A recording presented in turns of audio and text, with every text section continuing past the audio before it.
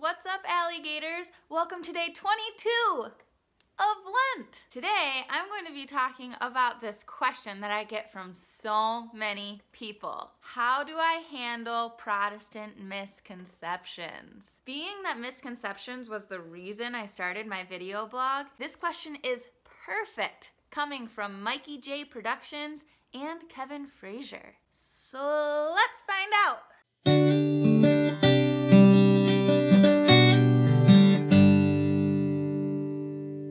Hi there, I'm Allie Marie, and this is My Catholic Perspective. To become an alligator, all you have to do is subscribe and then share on Twitter the video that compelled you to subscribe with the hashtag alligators. Whenever I'm dealing with somebody who is arguing with me about something the Catholic Church teaches, first off, no name calling. I delete any comments on this channel that have anybody calling someone a moron, an idiot, anything like that is totally off limits. I grew up with a brother who called us pieces of poop and fart heads. Name calling is just something that I have a pretty low tolerance for. Being charitable is the #1 thing we can do. They will know we are Christians by our love, by our love. They will know we are Christians by our love. What is love? Charity is patient and kind. Charity is not jealous or boastful. It is not arrogant or rude. Charity does not insist its own way. It is not irritable or resentful. It does not rejoice at wrong, but rejoices in right. Charity bears all things, believes all things, hopes all things, and endures all things. Secondly, back your sources. This doesn't mean sending a 6-paragraph response, but I like to respond with very targeted questions. If Mary had said no, how would he have been born? Jesus converted water to wine at the wedding at Cana. Why wouldn't he have been able to convert the wine to his blood? Through God, all things are possible, right? I try to respond with as little as I can say, just to get a point across. Online is a lot more difficult than in person. I don't know how much you've read about emotional intelligence, but our facial expressions say a lot about what we're attempting to communicate. It's a huge part of our body language. L is for the way you look at me. Take this video, for instance. You wouldn't be able to tell, really, if I had my arms crossed right now. Like, they could just be sitting at my side. But guess what? They're crossed, which means I'm closed off to what you're saying. Or I can be like this and be like, oh, you're so great, I can hug the camera. But I won't do that. Honing in on how our faces look, if somebody's saying something and you're just like, well, I don't agree.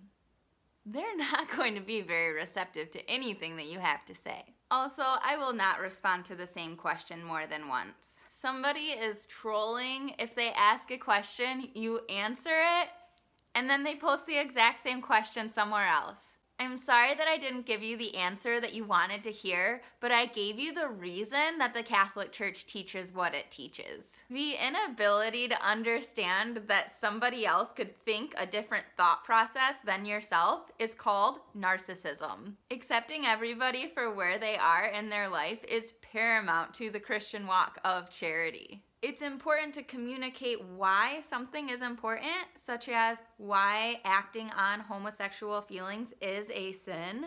But to simply say something like, well, you're sinning, so you're going to hell, is not charitable. Whether or not somebody believes in purgatory, if it exists, they're gonna go there. God has mercy on us and judges us all based on where we are. As Catholics, all we can do is plant seeds. It's up to us to plant the seed and then allow God to bring that seed to fruition. As long as we've planted the seed, we have done our duty to what God has called us to. A lot of Protestants are genuinely on a journey to try to understand and truly do have misconceptions. The best thing we can do is have the sort of truth available in our minds and always be available to help them. And know They will know we are Christians by our love, by our love.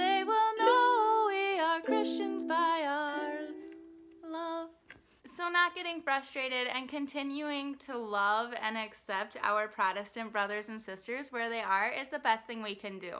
Once these people who do ask the same questions over and over do that on my channel, I tend to hide them. And they will try to be manipulative by saying, standard Catholic response, don't want to hear the truth. It's like, no, buddy, you aren't listening to what I'm saying. We can agree to disagree on some things, but to simply keep asking the same questions over and over when you have received a very valid response about why the church teaches what it teaches, I'm not going to waste my breath. I'm not here to convince you. That's God's job. All I can do is charitably share the truth with you of what the Catholic Church teaches, and instead of calling you ignorant, saying, I'm sorry you're so misinformed, and then pray for them. The number one misconception that Protestants have is Catholics aren't Christians. And guess what? I am a C, I am a CH, I am a CHRISTIAN. And I have CHRISD in my HEART, and I will LIVEETERNALLY. Just tell them that and all their worries will be eliminated. So that's an overview of how I handle Protestant misconceptions. Be patient, be kind, be the seed planter, and God will reward the calluses on your hands.